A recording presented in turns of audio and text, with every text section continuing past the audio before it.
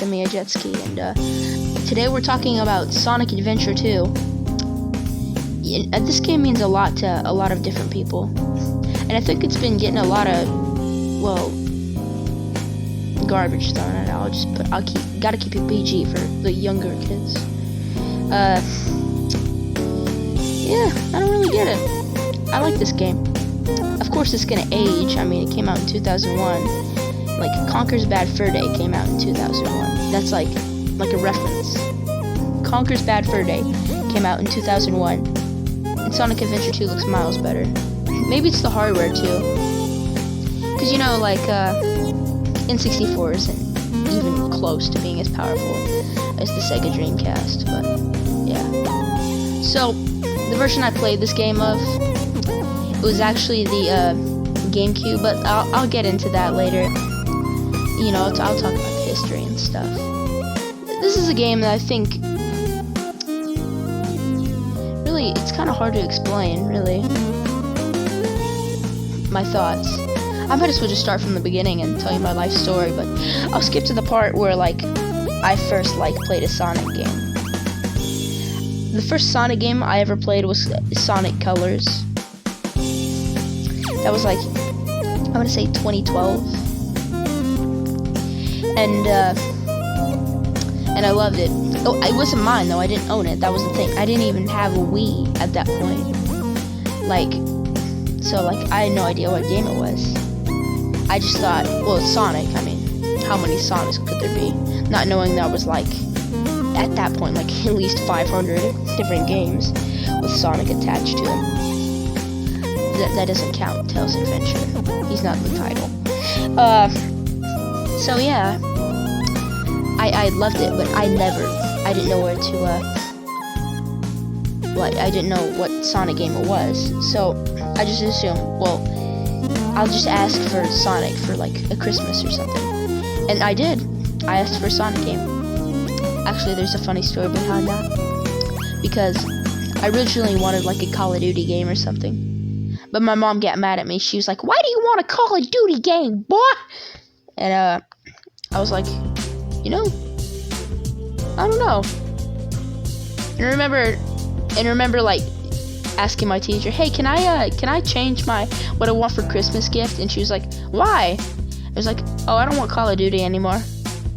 And she was like, "Oh, okay, sure, whatever."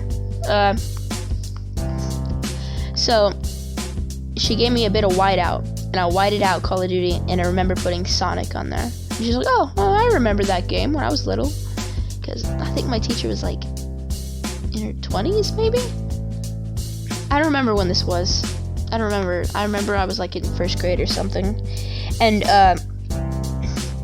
the game I ended up getting for Christmas, ironically, wasn't Sonic Colors. It was Sonic Unleashed.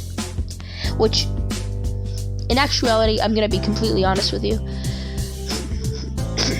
Sorry. Bad allergies. I'm gonna be completely honest with you. I wanted to do this video about Sonic Unleashed, but I seen that Sonic Adventure 2 had been like getting like a lot of crap, and I never played Sonic Adventure 2, mind you. First, I should point this out, like, very soon. I've never played Sonic Adventure 2 before this. Like, to be honest, I'd only played, like, the first level of Sonic Adventure. Like, I never touched it. So, like, I had no experience with this game whatsoever. None. Nada. Just nothing.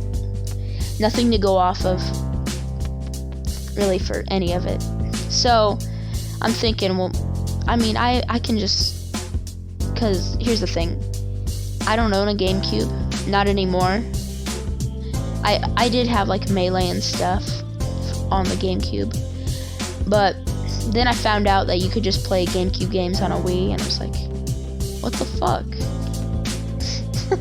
Sorry for other little kids, I'm probably gonna have to censor that.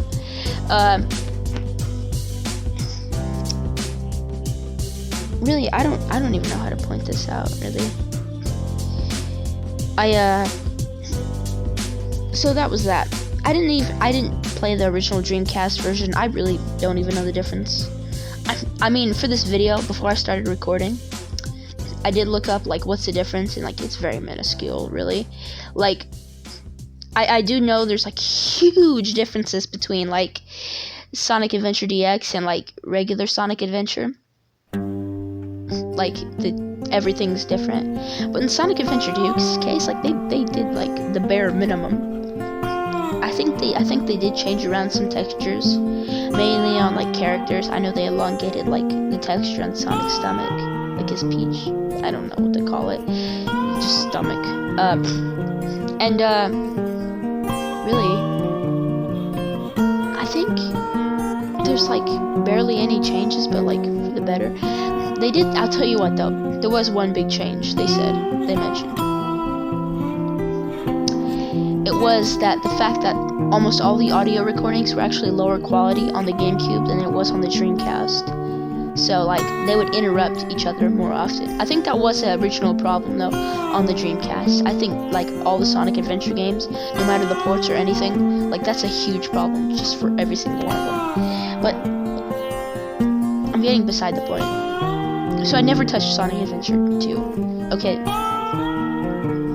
And all these people complain about it, by the way.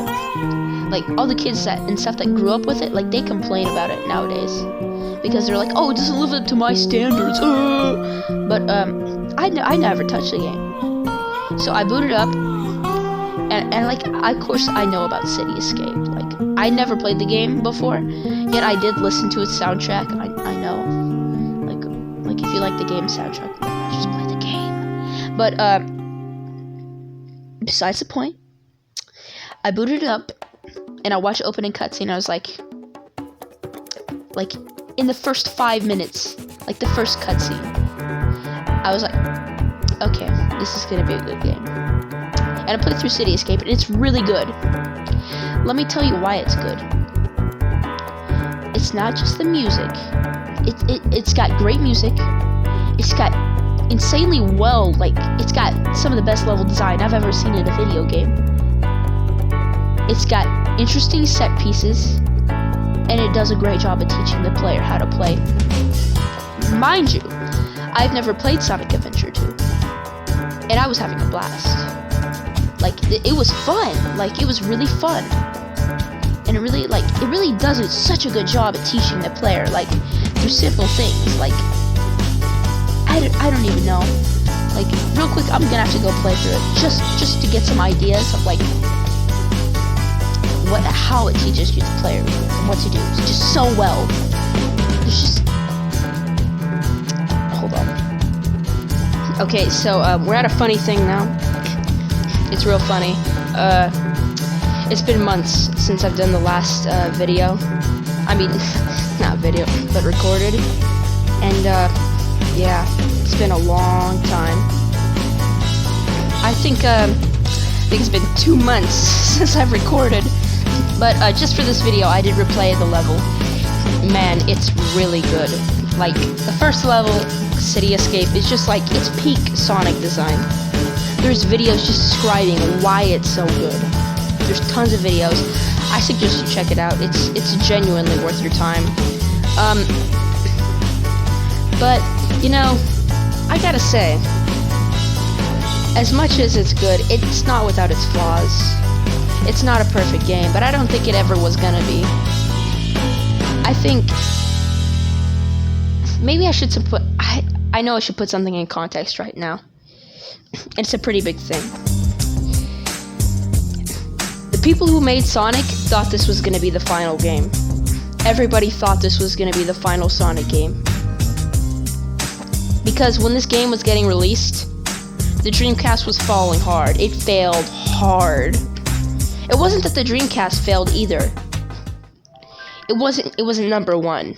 That's the thing. It had to be number one to keep Sega alive. At least the console region of Sega. And it couldn't do it. Despite it being quite a success and actually kicking the GameCube's ass for a little while, didn't matter. It wasn't enough. It didn't beat the PlayStation.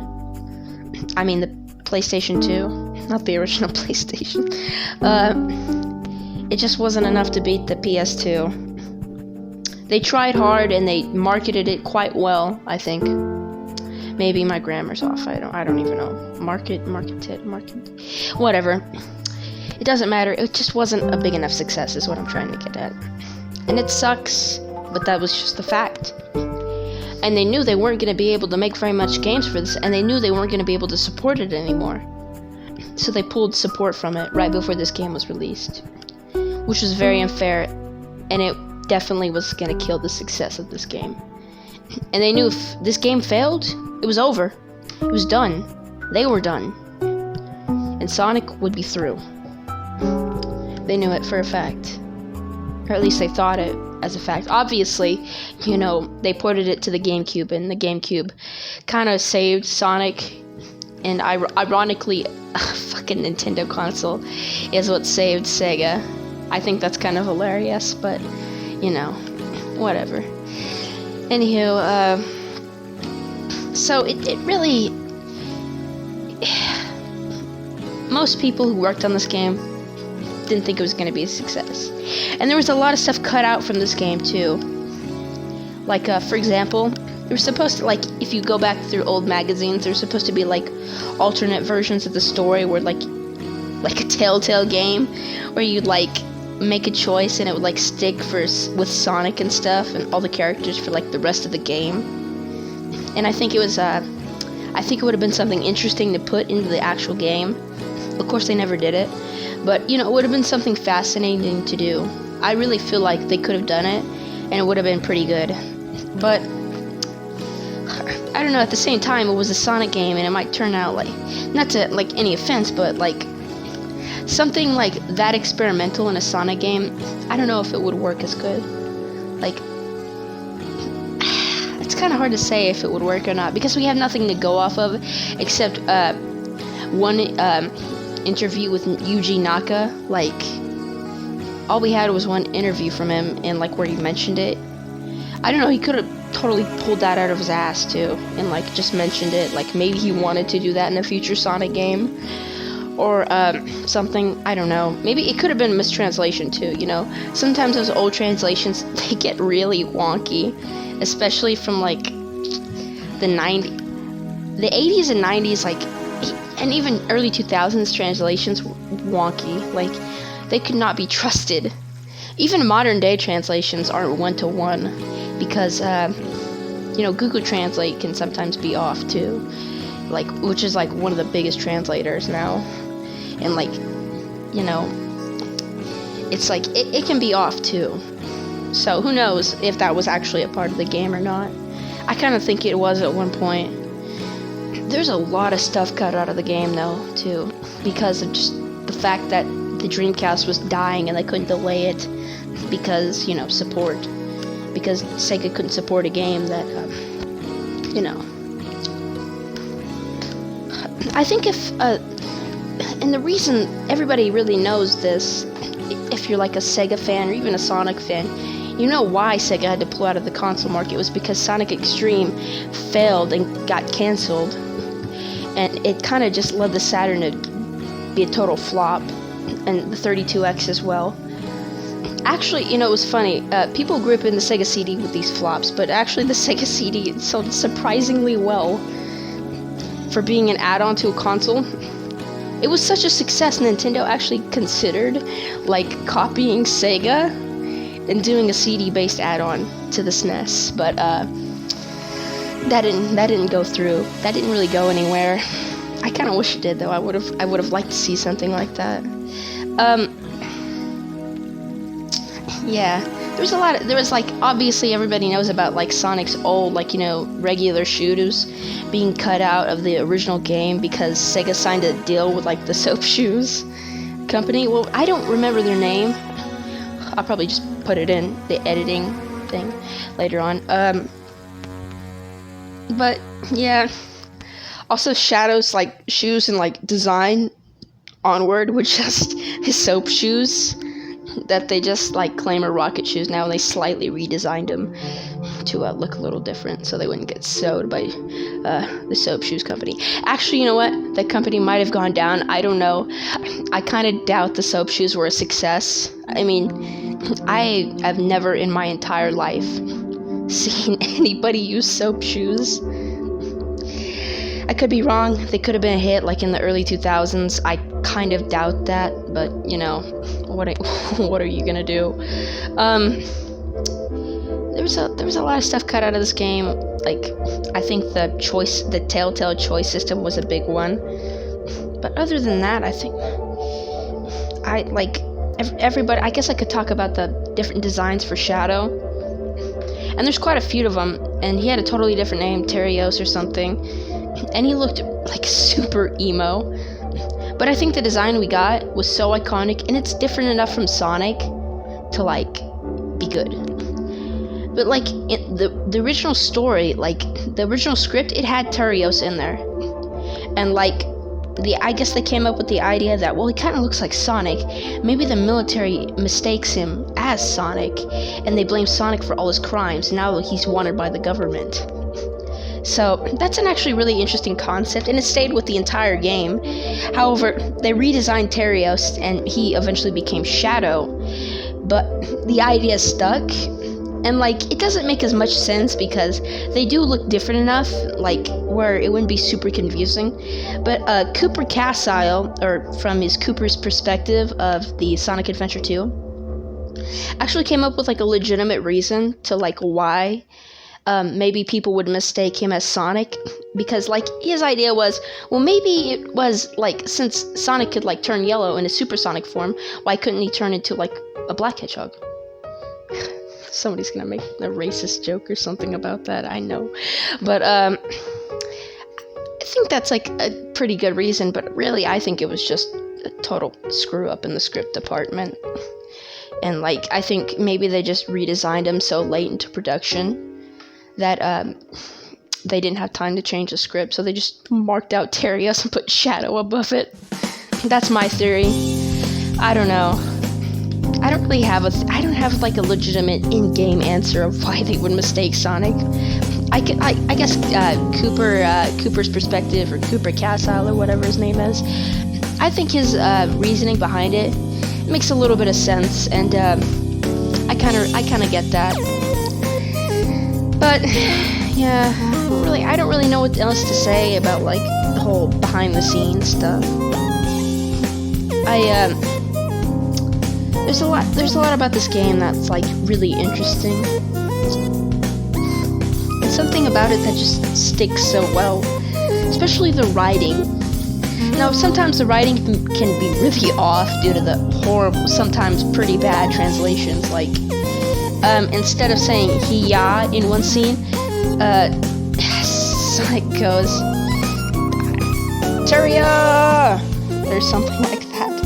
And it's like super stupid. I was like, what? Like, when I played the game, I was like, what does that even mean? And I guess it's like the Japanese version of hiya, like a karate thing. I don't even know. That's my guess. I guess I could be not lazy and look it up in Google Translate, but I don't know, whatever. But when the English translation is good and they don't screw it up, the dialogue is probably top-notch. Like, probably some of the best writing in the entire series. I'm not even joking when I say that either. It's like Black Knight in Unleashed level qualities of actual like dialogue. It's really good. Like, it's kind of shockingly good how good it is.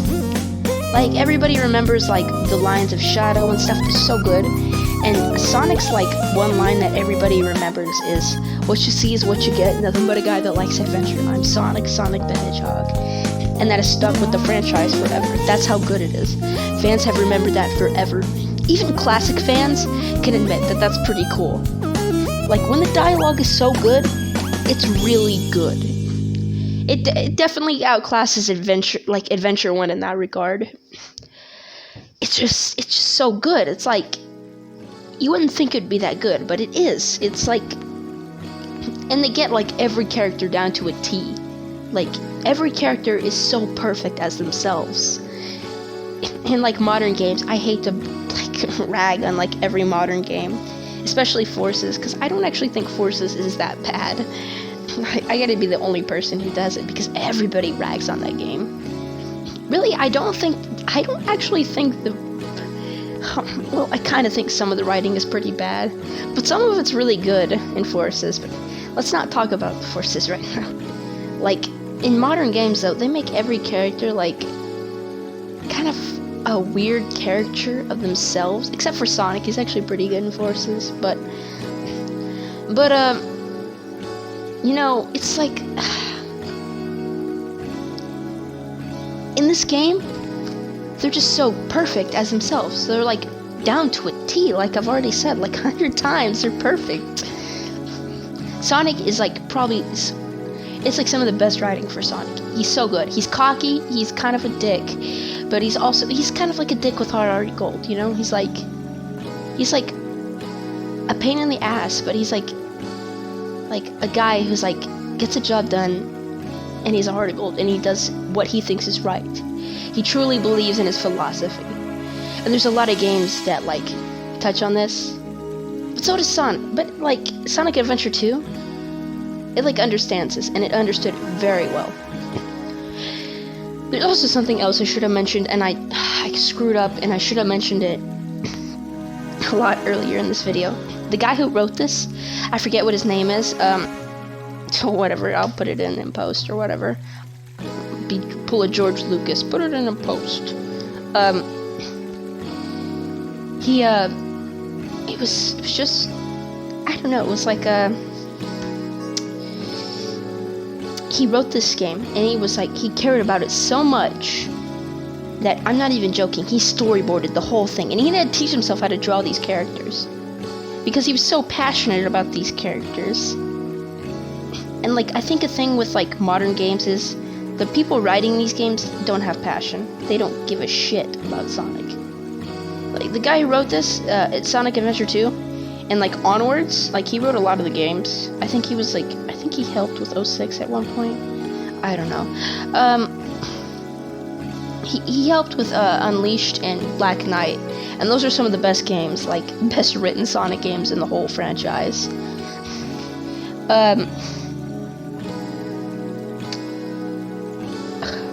He really had dedication, and he really cared. He really just, he cared so much that he had to teach himself how to draw Sonic, to storyboard this whole thing, so he could see his vision through to the very end.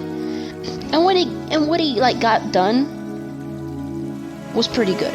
Like, he did a fantastic job, and he's done a wonderful job ever since.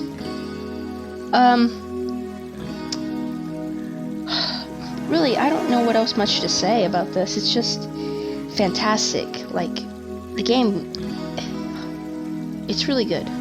Of course, it has its flaws. Everybody mentions the sound mixing. I can't get away without mentioning the sound mixing either.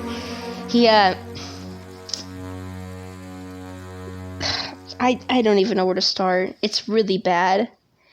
And the funny thing is, like, even in the newest released versions of this, the one with like 4K and 60 FPS, it has worse sound mixing than the original on the Dreamcast. I don't know why. It really shouldn't, but it does. And I'm sorry, its sound mixing is just really bad. But I don't know, it's kind of charming, but there's no way to get around it. It's really bad. Oh, you know what? I haven't even mentioned this. The Chow Garden. The Chow Garden's pretty lit.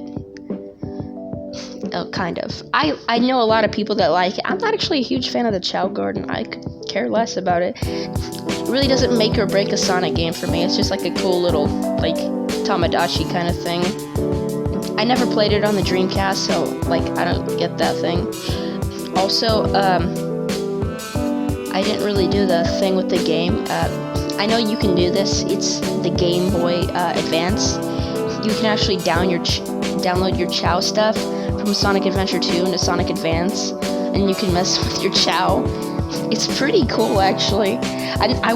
it looks cool, is what I mean. I've never actually tried that out, but it looks fantastic. It looks so cool and it looks so fun. I want to do it one day. Maybe I should do it on this channel because it would be interesting to do. But I don't think I'll do it. Now everybody rags on like the different play styles of this game. I don't really think it, like, the other play styles, they don't really bother me. Knuckles, like, stages are actually usually, like, if you get good at them, it only takes like 5 to 6 minutes to actually beat some of them. A lot of them are short, barely an inconvenience. I guess the mech stages are a little longer, but even then they're not that long. They're like 5 minutes. They're really not that long, and people complain about them quite a bit. Like, if you get, I guess it's kind of a weird incentive if, like, you really hate them, which I don't really care. They don't really bother me that much. Like, if you really hate them that much, then I guess it's an incentive to get good at the game. I don't know what to tell you. They are a pretty big part of the game, and they're like those two kinds of gameplay are like 2/3 of the actual game, and like 1/3 of it is actually just Sonic kind of gameplay. But even then, only half of that is Sonic. It's Shadow too. The other half of that one of the 1/3, it was like they split the gameplay styles between like 3 different versions, like, of different kinds of gameplay. And everybody kind of acts like it's padding, but it's not really padding to me. It's more like they brought back like the most important gameplay styles from the original Sonic Adventure. You know, like Gamma stages from the original Sonic Adventure, the treasure hunting stages, Knuckles stages from the original Sonic Adventure, and the just regular speed stages, you know, Sonic's levels from Sonic Adventure, or Sonic style of gameplay from Sonic Adventure. I really feel like that's like the most like fluent gameplay style, so it makes sense to bring back the ones that everybody really liked. Like nobody really liked Pig's gameplay, so of course they're not going to bring that back. And they're definitely not going to bring back Amy's gameplay because nobody liked that. However, I was kind of surprised that they didn't bring back Tails' gameplay because a lot of people really enjoyed that kind of style of gameplay. I mean, like, it didn't really make sense to me that they kind of just ignored that kind of gameplay and just gave them the mech kind of stage gameplay. However, I do kind of think that maybe it was kind of because they were running out of time, and at one point they didn't even know if Tails was going to be playable. Like, this was like 3 months or so before the game was going to be out, and a fan asked Yuji Naka, is Tails going to be in the game? And Yuji Naka flat out said, no, he's not going to be playable in the game. He'll be in the story though. And fans had a shit fit, apparently. The best way they could. The power of message boards compels you.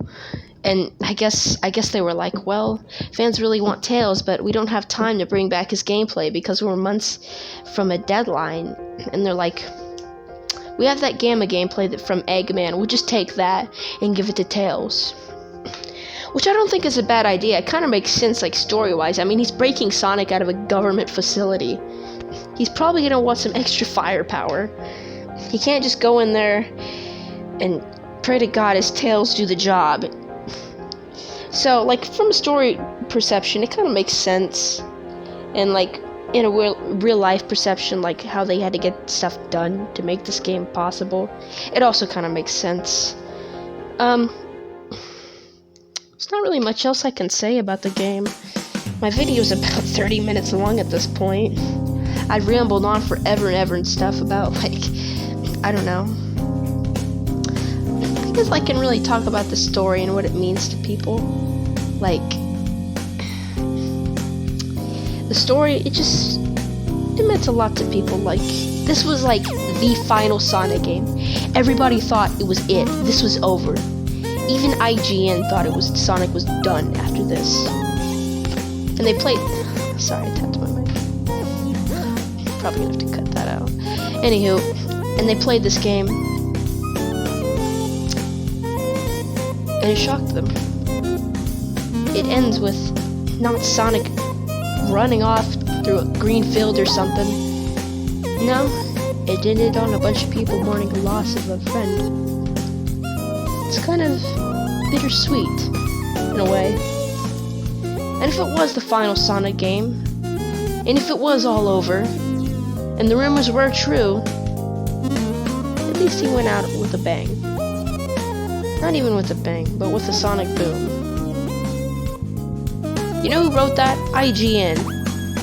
And you know how shit IGN is to Sonic nowadays? They're pretty bad. They rate a game based on how close it is to Call of Duty. I wish I were joking. Man, it had such a bittersweet finale. Like, nobody expected Shadow to die. And the fact that most people working at Sega were gonna let him stay dead. It was so bittersweet. And it shocked a lot of people. And it touched a lot of people too. It's really touching. And kinda sad. But it was realistic.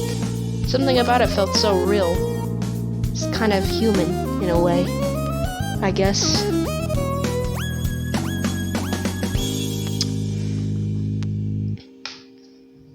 I don't know, it was just bittersweet is the only way I can put it.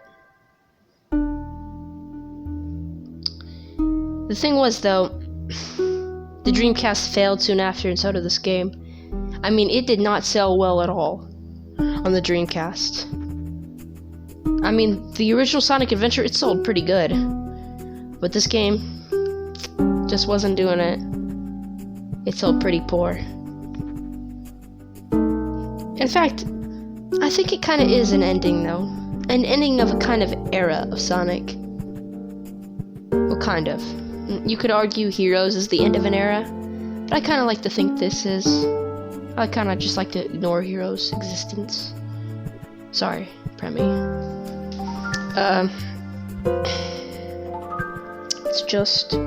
It's kind of the end of an adventure era. Because Adventure Sonic just kind of died here. This was it, his bittersweet finale.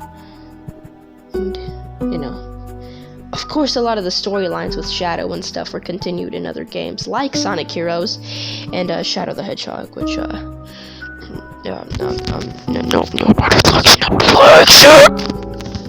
Anywho, it was so bittersweet to a lot of people, and it's even bittersweet now when you think of what happened to all these characters later on, and the kinds of games we got after this. They were nowhere near as good as quality as Sonic Adventure 2. Sonic Heroes was pretty good, I'll give it that, but it wasn't on the same standard.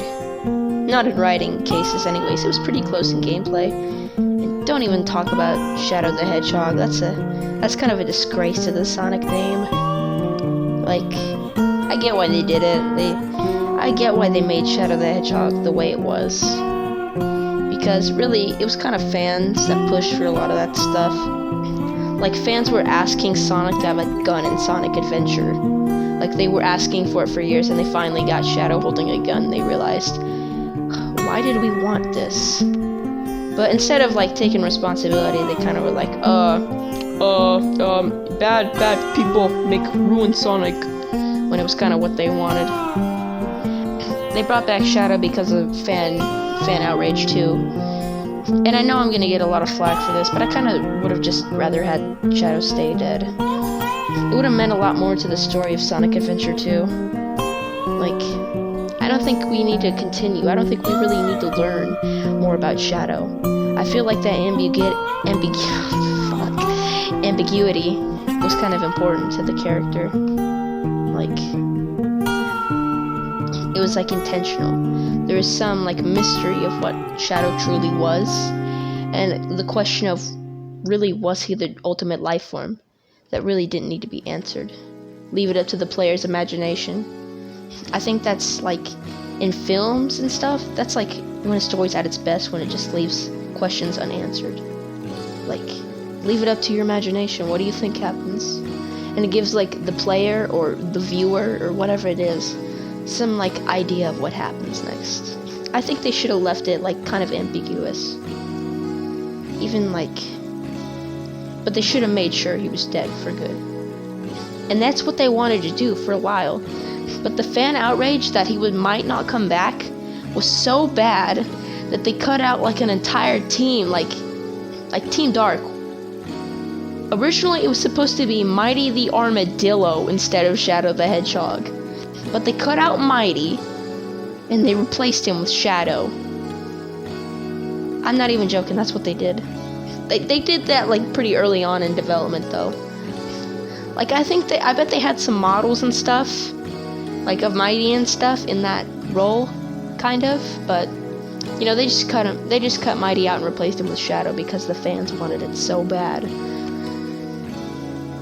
But anywho, I should probably stop rambling about that stupid shit.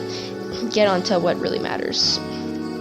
So the game was received phenomenally by everybody. Like, everybody was giving it 9s out of 10s. It was received quite wellly. And then it was ported to the GameCube and everybody shit on it, despite it being the literal same game. Like, the sound mixing was slightly worse, yeah, but like, it wasn't bad by any means. It was still the same game. In fact, it had a few actual like advancements. Like some of the models looked crisper and not like as polygonal as they did in the original Dreamcast version. Like, I think there's a video, it's called like 700 changes between Sonic Adventure 2 for the GameCube and the original for the Dreamcast, and it's like shows like 700 different changes, and a lot of them are actually for the better. Except for the sound mixing, that is worse, I'll admit. I don't know how it got bad reviews though. It's literally the same exact game. Like, with Sonic Adventure DX, like, you have the excuse of, well, I mean, it looks like all the characters look like plastic toys and the lighting's worse, and like, yeah, that's true, and the sound mixing is worse, yes. And for some reason the voice acting sounds like shakier in the DX version for some reason. I don't know. And like, yeah, the lighting is worse. So I could see why people would prefer the Dreamcast version over the original, I mean not the original, the DX version of Sonic Adventure. But here, it's literally the exact same game with a few modifications.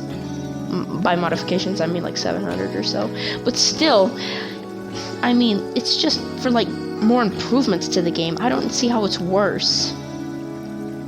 And the GameCube version, it got like 7 out of 10 despite it being the same game.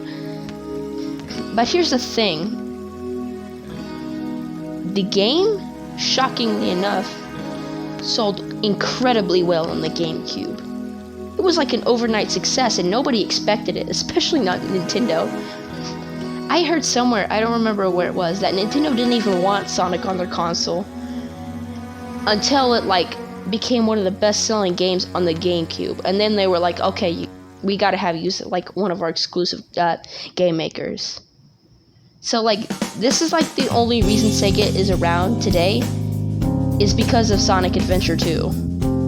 Well, like, Sonic anyways. Sega probably be still alive and kicking. I mean, Atari is. They kind of died off in like the 90s after the Jaguar failed. So, you know. But Sonic, like, he stuck around because of Sonic Adventure 2. And I think Sonic fans in general should, like, at least give this game a little respect for, like, keeping the blue blur around a little longer. Because people forget. If it wasn't for Sonic Adventure 2, we wouldn't have games like Sonic Generations and Sonic Mania. Those games would not exist. Those games would be gone. Poof, bye, see you later, alligator. I mean, those games would not exist without this game. I mean, Sonic Heroes would not exist without this game. Sonic would probably be dead. But, you know, I think a lot of people should, like, at least give it a little bit of respect. Because it, like, honestly, it is one of the top 10 selling GameCube games of all time. Like, there's a lot of games on the GameCube. In fact, it sold better than, like, almost all Nintendo first-party games. That's pretty bad. Like, it's not bad, it's just kind of sad, really. I don't know, at one point it was selling better than Super Mario Sunshine. Yeah, I'm not even joking. It sold better than, like, a lot of first-party Nintendo games. And a lot of third-party ones, too. I don't think it's the best-selling third-party game on the GameCube. I think that actually belongs to Resident Evil 4. But it kicked a lot of ass. Really, I don't have much more to say. I mean, I've kind of just covered everything I wanted to say. There's only one thing I haven't said, and I think I should say it at this point. Sonic Adventure 2 is probably the most important Sonic game ever made. Not because it's the best. No, it's like a close 7th, maybe? I don't know, there's been a lot of good Sonic games. But it's because we have a future of Sonic that we have to thank this game. If it wasn't for this game, a lot of Sonic stuff probably wouldn't even exist. Like, do you think Sonic Heroes would really exist without Sonic Adventure? I don't think so. I really don't. I don't think it would be there without Sonic Adventure 2. Do you think Sonic X would exist without Sonic Adventure 2? Probably not. We probably would have lost a lot of fans. Do you think a lot of these games that we have right now would exist without Sonic Adventure 2? Probably not. No, they wouldn't exist.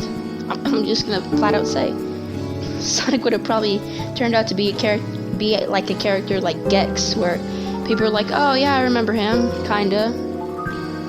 Would have been forgotten. We wouldn't have had a Sonic movie, and we wouldn't be getting its sequels. I just heard Idris Elba, or whatever his name, is gonna play Knuckles. We wouldn't have a Sonic movie to even look forward to. We wouldn't have had a sequel. Obviously, I mean, I guess that's pretty obvious, but we wouldn't have had a lot of Sonic stuff without this game. Heroes wouldn't exist. Shadow wouldn't exist.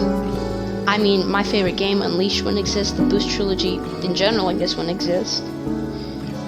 Mania wouldn't exist. A lot of these games that we love, like Black Knight's Riding, like, Black Knight probably wouldn't have existed, but even if it did, it wouldn't have been the same, because, I mean, why would they rehire a guy who's riding? It didn't work the first time. Without this game, there would have been, like, the Sonic franchise as we know it. We wouldn't know it the same way.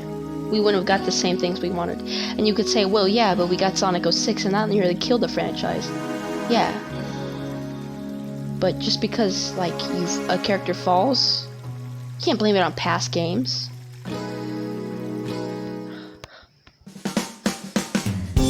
Sonic Adventure 2 is an important game in the franchise. We should respect that. Whether you like it or not, it is important. That's really all I got to say. I guess it was a Mia Jet Ski. I'll see you next time.